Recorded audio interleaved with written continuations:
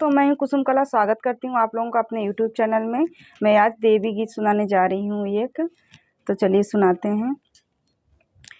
अड़हुल के फुलवा में कौन गुण हो, माई गैलू लो भाई। अड़हुल के फुलवा में कौन गुण हो, माई गैलू लो भाई। नरियर सोपारी में कौन गुण हो, माई गैलू लो भाई। नरियर सोपारी में कौन गुण हो, माई गैलू लो भाई। छप्पन भोग तो मनहि न भावई, छप्पन भोग तो मनहि न भावई। घुघुरी बतासा में कौन गुण हो, माई गैलू लो भाई। घुघुरी बतासा में कौन गुण हो, माई गैलू लो भाई।